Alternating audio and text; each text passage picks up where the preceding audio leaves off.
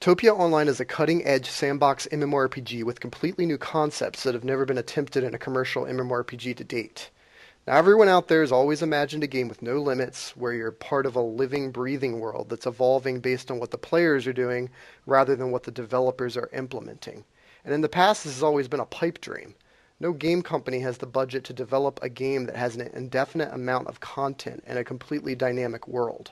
Now, we're about to change that by giving the players many of the same tools that we as developers are using to build this game. In Topia Online, players control all the creatures. They design all the powers and abilities. They build the cities. They can even construct their own machinery. And everything in Topia Online is crafted by the players. Every NPC is customized and coded by the players as well. But wait, if players can do all these things, wouldn't the game just kind of turn into an unbalanced mess? Wouldn't players just end up creating godlike items and spells to dominate the game server? And what's to stop people from getting an unfair advantage if they have access to the world creation tools? Well, everything you can do in the game is governed by your character's skills and items. So in other words, you can't just change or create something in the world if your character is not capable of doing it due to limitations in his skills. For example, in order to design a fireball spell, you need brimstone and your character needs pyromancy. And if you want the spell to track down opponents from a long distance, you're going to need to throw in a mana node and have the evocation skill. So although you can create powers from scratch, your characters still need to meet the requirements. So what about NPCs and quests? When Topia Online launches in March 2013, each game server will be a randomly generated world that is completely empty of humans and monsters. Players start extremely primitively, building tools from rocks, branches, and eventually they grow in stature and presence, and they start to build cities, adopt standards for trade, form factions, guilds, begin developing more advanced technology and powers. And as players take on roles in society, they'll create their own quests using the development tools. For example, if your farm's constantly being invaded by wolves, you may end up providing quests to new players to help protect the farm against wolves. And since players control all of the creatures in Topia Online, including monsters, PvP is implied. In other games, you're accustomed to killing orcs and goblins all day long. In Topia Online, these orcs and goblins are controlled by other players. Now, they may be completely scripted like in other online games, but the scripts and routines are written by players.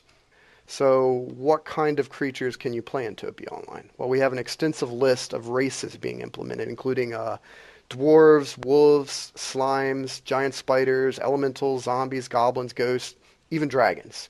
And players are required to play as simpler creatures until they've earned enough points to unlock and evolve into larger and more advanced monsters. So if you've ever wanted to play as a slime in an MMORPG, here's your chance. It doesn't sound exciting at first. I mean, you're a trash mob, right? But let me tell you, we're going to go above and beyond to make these creatures crazy and interesting. Slimes can crawl into people's plumbing systems, slide under doors, split into more slimes, change colors to adjust their powers, and even form large creatures out of slime cubes.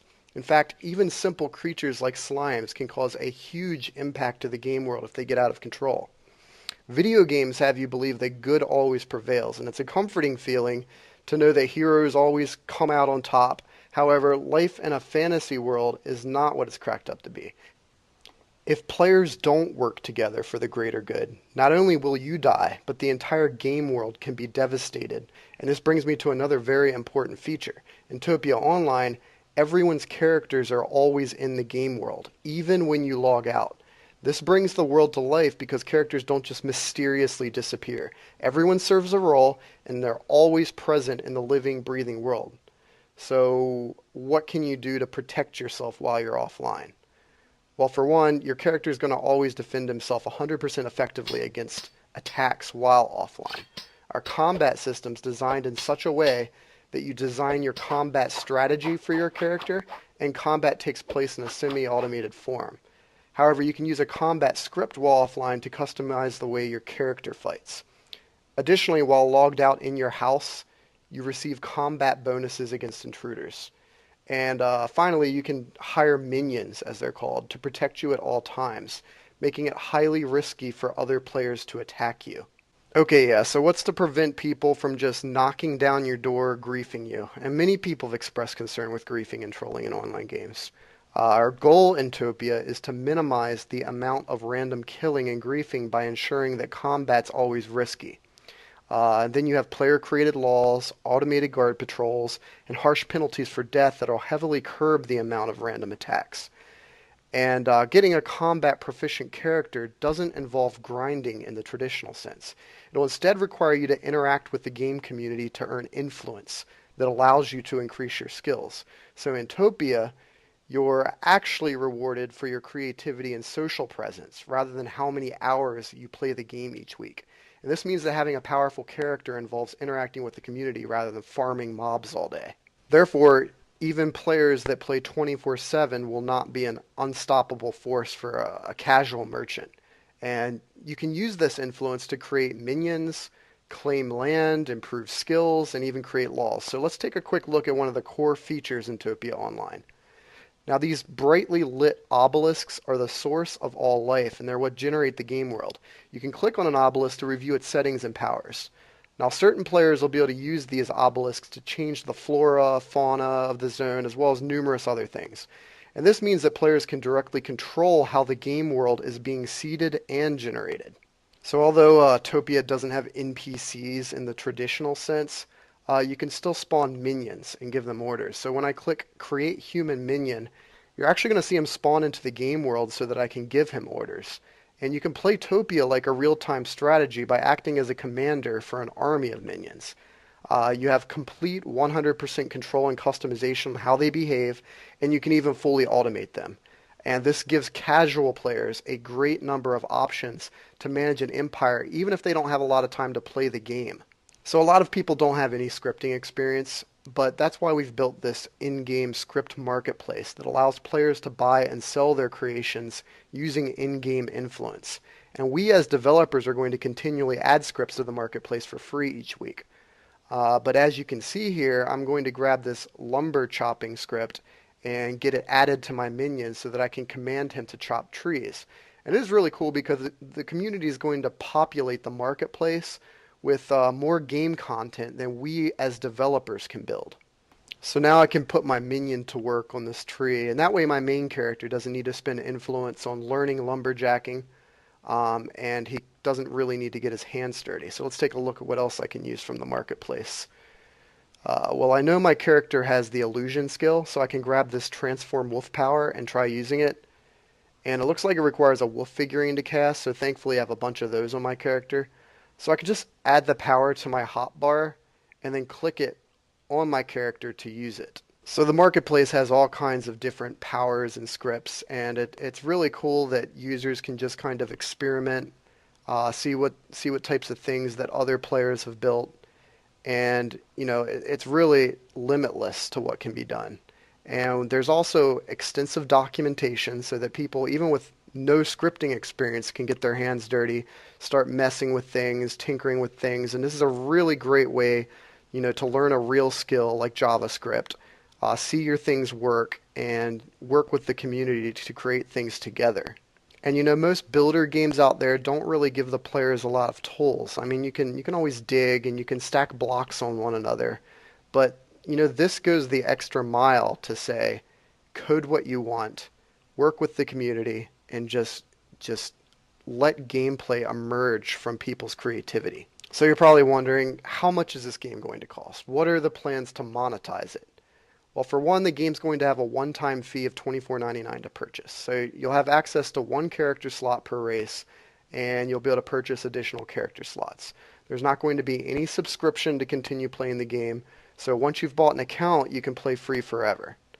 Now we're also implementing an art marketplace where our team is going to draw and design custom art for your characters, buildings, items, virtually anything you can think of. So our team's pretty much dedicated to building whatever you need as long as it matches the spirit of the game. And we're also working on a system that allows players to submit their own art for review by our team. And this will allow us to monetize the game while also increasing the amount of content available to players. We're dedicated to never providing any sort of pay-to-win marketplace, so everything's cosmetic and changes the appearance of things in the game. So we're making numerous efforts also to improve the graphics in Topia Online, and we love shiny graphics as much as you do. But our primary focus is to provide a game that's balanced, fun, and just plain awesome. However, we also want to deliver a stylish and slick looking game, and that means hundreds of animations, very detailed landscapes, and a huge variety of art assets for players to use. And we plan on making numerous improvements to the game engine before release, including advanced lighting, real-time shadows, post-processing, physics, particle effects, and we're going to hire additional artists. We'll be able to spend more time on cleaning up the graphics and drawing more detailed sprites. So we've also provided the players with tools to create their own interfaces, and this means the players can build their own guild panels, shop interfaces, auction houses, banks, mapping systems, and virtually anything they can come up with. And this means that our team is spending a huge amount of resources developing tools that are both user-friendly and powerful. So we've been developing Topia Online for a year now, and our costs have grown pretty high. And as the owner and lead developer, I've been paying the team out of pocket and working a day job in order to sustain the development. So we pretty much need another developer, another artist, funding for server hardware, legal representation, customer service, software licenses, and a musician, to complete the game soundtrack. So we've set a goal at 50,000 because this is how much it's going to cost to obtain the resources to complete the game in March. We're not going to be the next WoW. We're taking huge risks by going outside the box of typical theme park MMORPGs, and we really want to try something different. We think you're going to love this game, so if this game sounds awesome to you, we urge you to pledge through Kickstarter, tell all your friends about the game, and we vow to continue to support the game for years to come. We want to get as many players as possible into the beta in early January. So if you want to start playing the game soon after the new year, pledge as soon as possible so that we can start planning on the number of beta testers we're going to have. And if you pledge at least $25, you're going to get a game account, so you can pretty much play forever. And if you're a member or a leader of a guild or clan, our ultimate Kickstarter reward is going to get your clan a private sandbox instance outside the game that lets you experiment with scripts and just have meetings with your guild and so forth. And you also get dozens of special rewards for your guild, including custom art assets. And we want to encourage you to combine the pledges from your guild members to earn the reward. So if you have 30 people that could donate $50 each, your guild's going to receive the reward. So contact me directly if you're looking to combine your pledges for the guild reward. And I'm looking forward to seeing you all in game.